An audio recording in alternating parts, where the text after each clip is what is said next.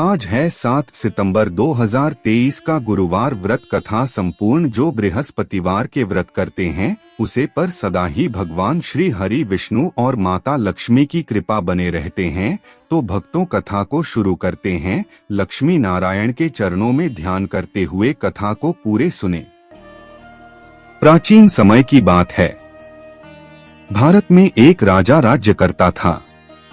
वह बड़ा प्रतापी तथा दानी था। वह नित्य प्रति मंदिर में भगवान दर्शन करने जाता था। वह ब्राह्मण और गुरु की सेवा किया करता था। उसके द्वार कोई भी याचक निराश होकर नहीं लौटता था। वह प्रत्येक गुरुवार को व्रत रखता एवं पूजन करता था। गरीबों की सहायता करता था। परंतु यह सब बातें उसकी रानी को अच्छी नहीं लगती थी। वह न व्रत करती और न किसी को एक भी पैसा दान में देती थी। वह राजा से भी ऐसा करने को मना किया करती थी। एक समय की बात है कि राजा शिकार खेलने वन को चले गए। घर पर रानी और दासी थीं। उस समय गुरु बृहस्पति साधु का रूप धारण कर राजा के दरवाजे पर भिक्षा मांगने आए। साधु ने रानी से भिक्षा मांगी तो वह कहने लगी, हे साधु महाराज, मैं इस दान और पुण्य से तंग आ गई हूँ। इस कार्य के लिए तो मेरे पतिदेव ही बहुत है। अब आप ऐसी कृपा करें कि सारा धन नष्ट हो जाए तथा मैं आराम से रह सकूं। साधु रूपी बृहस्पति देव ने कहा, हे देवी, तुम बड़ी विचित्र हो। संतान और धन से कोई दुखी नहीं होता है, इसको सभी चाहते हैं।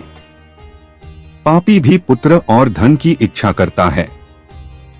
अगर तुम्हारे पास धन अधिक है तो भूखे मनुष्यों को भोजन कराओ, प्याऊ लगवाओ, ब्राह्मणों को दान दो, धर्मशालाएं बनवाओ, कुआं तालाब, बावड़ी बाग बगीचे आदि का निर्माण कराओ तथा निर्धनों की कुंवारी कन्याओं का विवाह कराओ, साथ ही यज्ञादि करो। इस प्रकार के कर्मों से आपके कुल का और आपका नाम परलोक में भी सार्थक होगा एवं तुम्हें भी स्वर्ग की प्राप्ति होगी। परंतु रानी साधु की इन बातों से खुश नहीं हुई। उसने कहा, हे साधु महाराज, मुझे ऐसे धन की आवश्यकता नहीं जिसको मैं अन्य लोगों को दान देती फिरूं तथा जिसको रखने और संभालने में ही मेरा सारा समय नष्ट हो जाए। साधु ने कहा, हे देवी, यदि तुम्हारी ऐसी ही इच्छा है तो जैसा मैं तुम्हें बताता हूँ तुम वैसा ही करना। बृहस्पतिवार के दिन घर आंगन को गोबर से लीपना, अपने केशों को पीली मिट्टी से धोना, केशों को धोते समय स्नान करना, राजा से कहना वह हजामत करवाए, भोजन में मांस मदिरा खाना, कपड़े धोबी के यहाँ धुलने देना। इस प्रकार 7 बृहस्पतिवार करने से तुम्हारा सारा धन नष्ट हो जाएगा। यह कहकर साधु महाराज रूपी बृहस्पति देव अंतर्धान हो गए। रानी ने साधु के कहने के अनुसार 7 बृहस्पतिवार तक वैसा ही करने का विचार किया। साधु के बताए अनुसार कार्य करते हुए केवल 3 बृहस्पतिवार ही बीते थे कि उसकी समस्त धन संपत्ति नष्ट हो गई। भोजन के लिए दोनों समय परिवार तरसने लगा तथा सांसारिक भोगों से दुखी रहने लगा।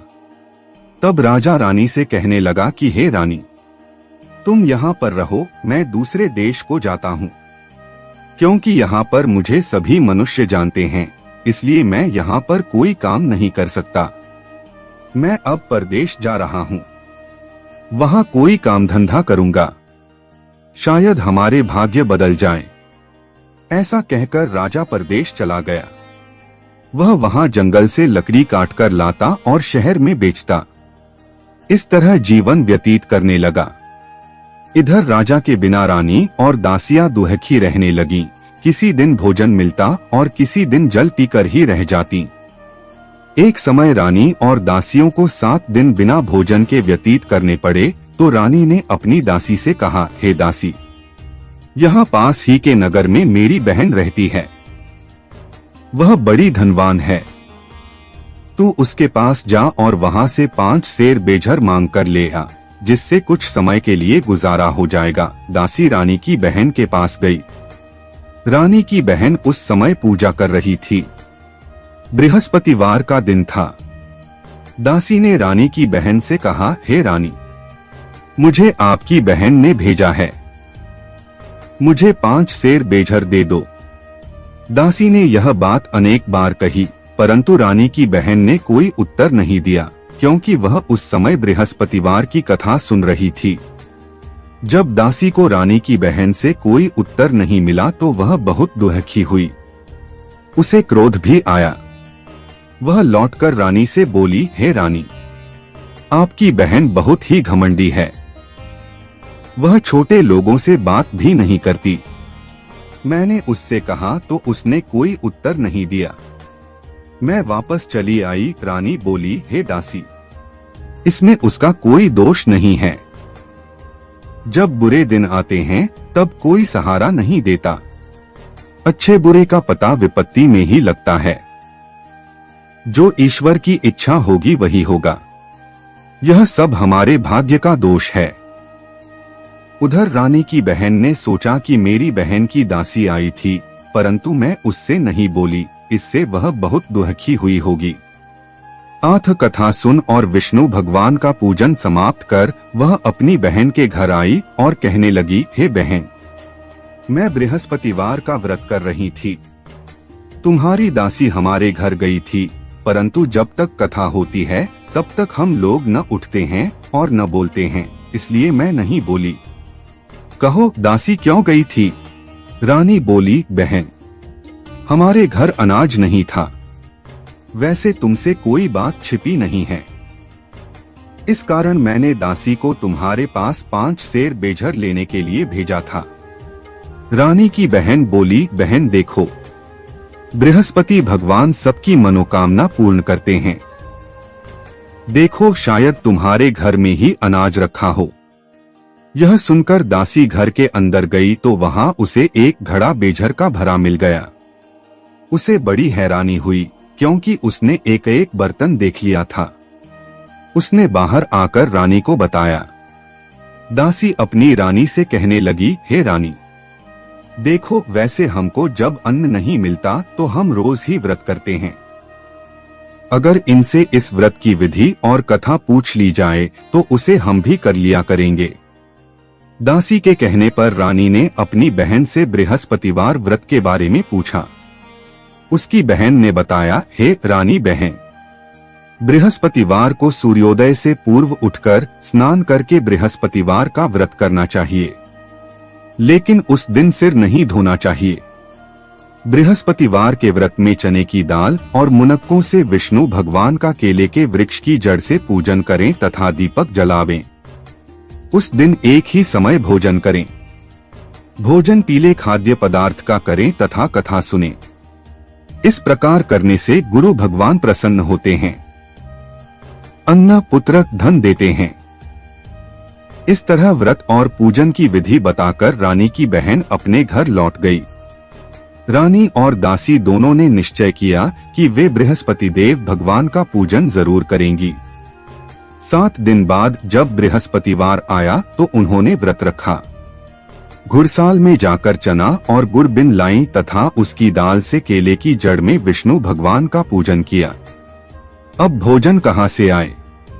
दोनों बड़ी दुखी हुई, परंतु उन्होंने व्रत किया था, इस कारण बृहस्पति देव भगवान प्रसन्न थे। वे एक साधारण व्यक्ति के रूप में 2 थालों में सुंदर पीला भोजन लेकर आए और दासी को देकर बोले, हे दासी, यह भोजन तुम्हारे रानी के लिए है, तुम दोनों करना। दासी भोजन पाकर बड़ी प्रसन्न हुई और रानी से बोली, रानी जी भोजन कर लो। रानी को भोजन आने के बारे में कुछ पता नहीं था, इसलिए वह दासी से बोली, जा तू ही भोजन कर, क्योंकि तू हमारी व्यर्थ में हंसी उड़ाती है। दासी बोली, एक व्यक्ति अभी भोजन दे गया है। रानी कहने लगी, वह भोजन तेरे ही लिए दे गया है, तू ही भोजन कर। दासी ने कहा, वह व्यक्ति हम दोनों के लिए 2 थालों में भोजन दे गया है, इसलिए मैं और आप दोनों ही साथ साथ भोजन करेंगी। फिर दोनों ने गुरु भगवान को नमस्कार कर भोजन प्रारंभ किया। उसके बाद से वे प्रत्येक बृहस्पतिवार को गुरु भगवान का व्रत और पूजन करने लगी। बृहस्पति भगवान की कृपा से उनके पास धन हो गया, परंतु रानी फिर पहले की तरह से आलस्य करने लगी। तब दासी बोली, देखो रानी, तुम पहले भी इस प्रकार आलस्य करती थीं। तुम्हें धन के रखने में कष्ट होता था, इस कारण सभी धन नष्ट हो गया। अब गुरु भगवान की कृपा से धन मिला है तो फिर तुम्हें आलस्य होता है। बड़ी मुसीबतों के बाद हमने यह धन पाया है, इसलिए हमें दान पुण्य करना चाहिए। तुम भूखे मनुष्यों को भोजन कराओ, प्याऊ लगवाओ, ब्राह्मणों को दान दो, कुआं तालाब बावड़ी आदि का निर्माण करवाओ, मंदिर पाठशाला बनवाकर दान दो, कुंवारी कन्याओं का विवाह करवाओ, धन को शुभ कार्यों में खर्च करो, जिससे तुम्हारे कुल का यश बढ़े तथा स्वर्ग प्राप्त हो और पितृ प्रसन्न हो। दासी की बात मानकर रानी ने इसी प्रकार के कर्म करने प्रारंभ किए, जिससे उनका काफी यश फैलने लगा। एक दिन रानी और दासी आपस में विचार करने लगीं कि न जाने राजा किस दशा में होंगे, उनकी कोई खोज खबर नहीं है। गुरु भगवान से उन्होंने प्रार्थना की और भगवान ने रात्रि में राजा को स्वप्न में कहा, हे राजा उठ, तेरी रानी तुझको याद करती है, अब अपने देश को लौट जा। राजा प्रातःकाल उठकर जंगल से लकड़ियां काटकर लाने के लिए जंगल की ओर चल पड़ा। जंगल से गुजरते हुए वह सोचने लगा, रानी की गलती से कितने दुर्हक भोगने पड़े। राजपाट छोड़कर उसे जंगल में आकर रहना पड़ा।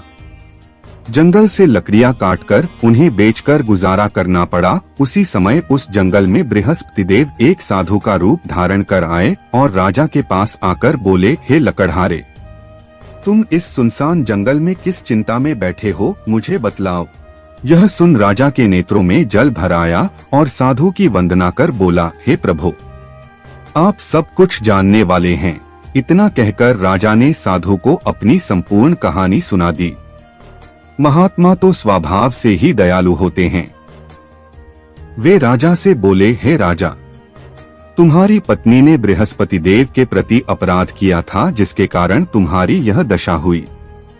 अब तुम किसी प्रकार की चिंता मत करो, भगवान तुम्हें पहले से अधिक धन देंगे। देखो, तुम्हारी पत्नी ने बृहस्पतिवार का व्रत करना प्रारंभ कर दिया है। अब तुम भी बृहस्पतिवार का व्रत करके चने की दाल व गुड़ और जल को लोटे में डालकर केले के पत्ते से भगवान विष्णु का पूजन करो। फिर कथा कहो या सुनो, भगवान तुम्हारी सब कामनाओं को पूर्ण करेंगे। साधु को प्रसन्न देखकर राजा बोला, हे प्रभु, मुझे लकड़ी बेचकर इतना पैसा भी नहीं बचता जिससे भोजन करने के उपरांत कुछ बचा सकूं। मैंने रात्रि में अपनी रानी को व्याकुल देखा है, मेरे पास कोई साधन नहीं जिससे समाचार जान सकूं। फिर मैं बृहस्पतिवार की कौन सी कहानी कहूं या सुनूं?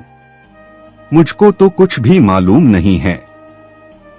साधु ने कहा, हे राजा, तुम किसी बात की चिंता मत करो। बृहस्पतिवार के दिन तुम रोजाना की तरह लकड़ियां लेकर शहर में जाओ। तुम्हें रोज से दोगुना धन प्राप्त होगा, जिससे तुम भली भांति भोजन कर लोगे तथा बृहस्पति देव की पूजा का सामान भी आ जाएगा। बृहस्पति देव की कथा इस प्रकार है। प्राचीन काल में एक बहुत ही निर्धन ब्राह्मण था। उसके कोई संतान नहीं थी। वह नित्य पूजा पाठ करता, परंतु उसकी स्त्री बहुत मलिनता के साथ रहती थी। वह न स्नान करती और न किसी देवता का पूजन करती। प्रातःकाल उठते ही सर्वप्रथम भोजन करती, बाद में कोई अन्य कार्य करती। ब्राह्मण देवता बहुत दुखी रहते थे। पत्नी को बहुत समझाते, किंतु उसका कोई परिणाम न निकलता। भगवान की अनुकंपा से एक समय उस ब्राह्मण की पत्नी गर्भवती हुई और 10वें महीने एक सुंदर कन्या को जन्म दिया। निर्धन ब्राह्मण कन्या के जन्म से बहुत दुखी हुआ। धीरे धीरे ब्राह्मण की कन्या बड़ी होने लगी। बचपन से ही उस कन्या की रुचि भगवान विष्णु की पूजा में थी। वह प्रातः उठते ही स्नान आदि करके भगवान विष्णु की पूजा करने मंदिर में जाती थी। बृहस्पतिवार को व्रत करके विधिवत पूजा पाठ करती थी। पूजा पाठ के बाद वह पढ़ने के लिए पाठशाला में जाती थी। घर से चलते हुए वह मुट्ठी भर जौ साथ लेकर जाती और पाठशाला के रास्ते में थोड़े थोड़े जौ गिराती जाती थी। जब वह पाठशाला से घर लौटती तो जौ के वह दाने सोने में बदले हुए मिलते थे। लड़की सभी सोने के दाने बीन लाती थी। एक दिन जब वह सोने के दानों को साफ कर रही थी तो उसकी माँ ने कहा, बेटी, सोने के दाने साफ करने के लिए सोने का सूप भी होना चाहिए। अगले दिन बृहस्पतिवार था। उसने भगवान बृहस्पति देव की पूजा करते हुए प्रार्थना की, हे भगवान, यदि मैंने आपका व्रत विधिवत किया हो तो मुझे सोने का सूप दे दो। भगवान बृहस्पति देव ने उसकी मनोकामना पूरी करने का वचन दिया। पाठशाला से लौटते समय उसे रास्ते में सोने का सूप पड़ा हुआ मिला। घर लौटकर सोने का सूप अपनी माँ को दिखाकर वह सोने के दाने साफ करने लगी।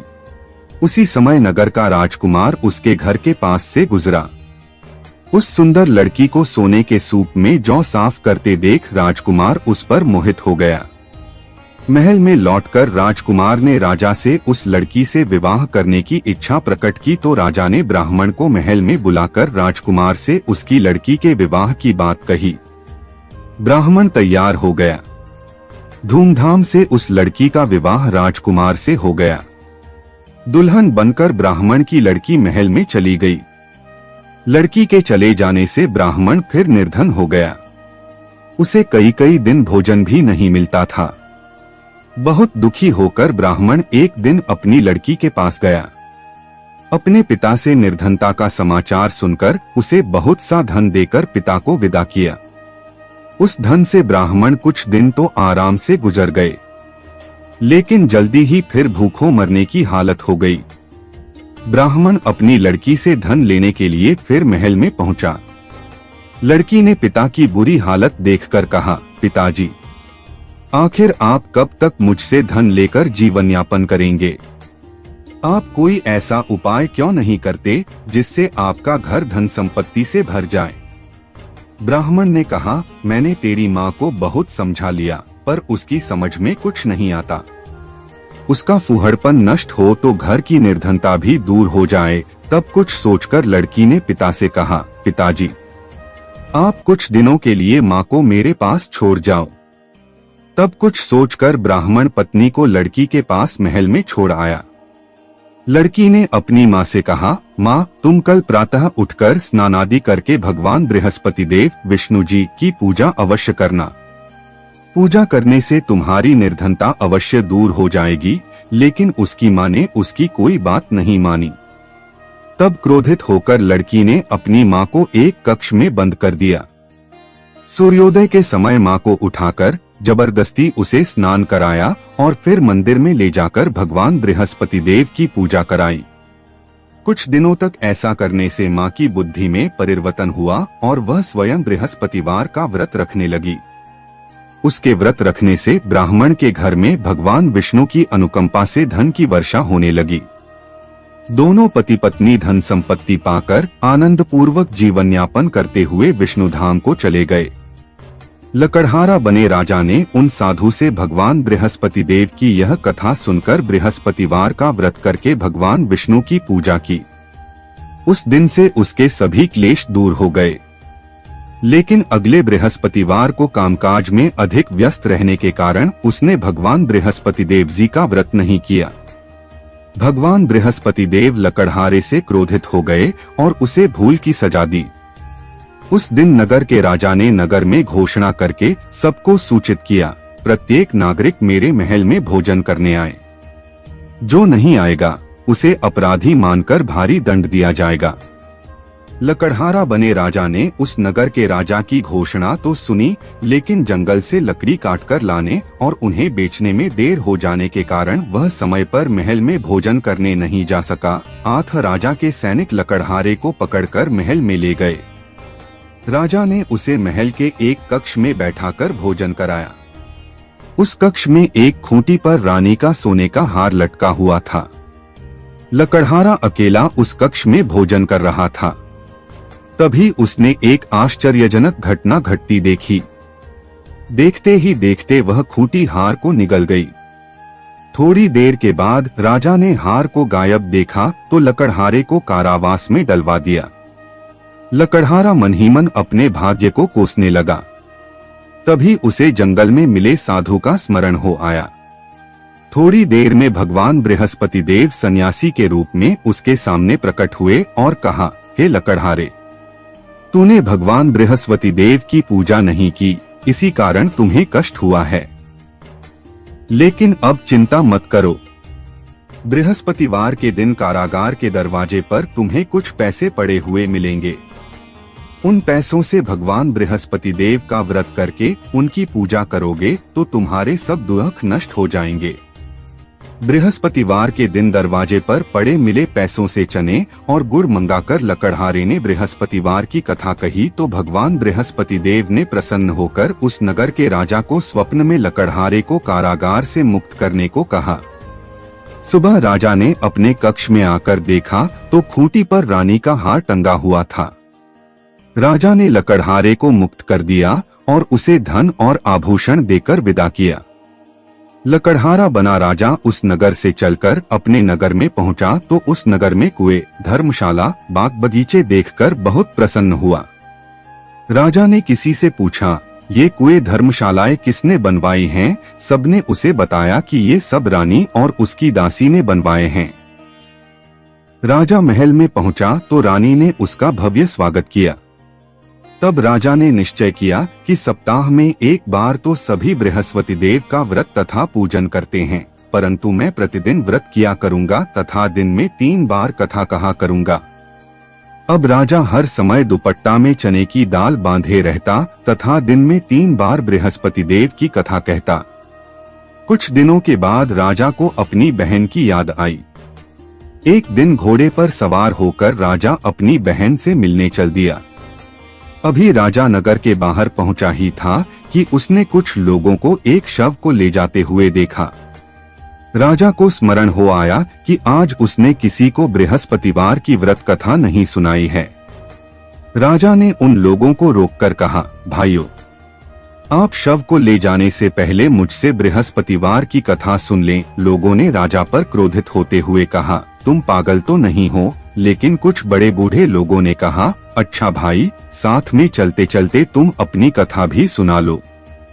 राजा ने चलते हुए आधी कथा ही सुनाई थी कि शव हिलने लगा। राजा के पूरी कथा सुनाते ही शव उठकर बैठ गया। लोगों ने हैरानी से दांतों तले उंगली दबाई और अगले बृहस्पतिवार से भगवान बृहस्पति देव का व्रत करने व कथा सुनने का निश्चय कर लिया। अब घोड़े पर सवार राजा चलते हुए एक किसान के पास पहुंचा। किसान अपने खेत में हल चला रहा था। राजा ने कहा, अरे भाई, मुझसे बृहस्पतिवार की कथा सुन लो। किसान झुंझलाकर बोला, अरे भाई, देख नहीं रहे, जितनी देर तक तुम्हारी कथा सुनूंगा उतनी देर में तो पूरे खेत में हल चला लूंगा। राजा निराश होकर चलने लगा। तभी किसान के बैल लड़खड़ाकर जमीन पर जा गिरे। किसान के पेट में भी जोरों का दर्द होने लगा। उस किसान की पत्नी जब खाना लेकर आई तो उसने किसान से इस बारे में पूछा। किसान ने घुड़सवार की पूरी कहानी सुनाई। किसान की पत्नी दौड़ती हुई राजा के पास पहुंचकर हाथ जोड़कर बोली, भैया, मैं तुम्हारी कथा सुनने को तैयार हूँ। राजा ने उसके साथ खेत पर पहुंचकर बृहस्पतिवार की कथा सुनाई। तभी बैल उठकर खड़े हो गए। किसान के पेट का दर्द भी तुरंत ठीक हो गया। राजा अपनी बहन के घर पहुंचा तो उसकी बहुत आवभगत हुई। अगले दिन सुबह उठकर राजा ने देखा, घर के सभी लोग भोजन कर रहे हैं। किसी भूखे को बृहस्पतिवार की कथा सुनाए बिना राजा भोजन नहीं करता था। उसने बहन से कहा, बहन, क्या घर में कोई ऐसा व्यक्ति है जिसने अभी तक भोजन न किया हो? उसकी बहन बोली, भैया, हमारे घर में तो क्या आपको पूरे नगर में कोई ऐसा व्यक्ति नहीं मिलेगा जिसने सुबह सुबह भोजन नहीं किया हो। तब राजा ने बहन के घर से निकलकर उस नगर में बिना भोजन किए व्यक्ति की तलाश की। एक गडरिये के घर में उसका बेटा बीमार होने के कारण भूखा रह गया था। राजा ने उसको जाकर बृहस्पतिवार की कथा सुनाई। कथा सुनते सुनते गडरिये का बीमार बेटा बिल्कुल ठीक हो गया। सबने राजा की बहुत प्रशंसा की। एक दिन राजा ने अपनी बहन से कहा, बहन, अब हम अपने घर जाना चाहते हैं, तुम भी हमारे साथ चलो।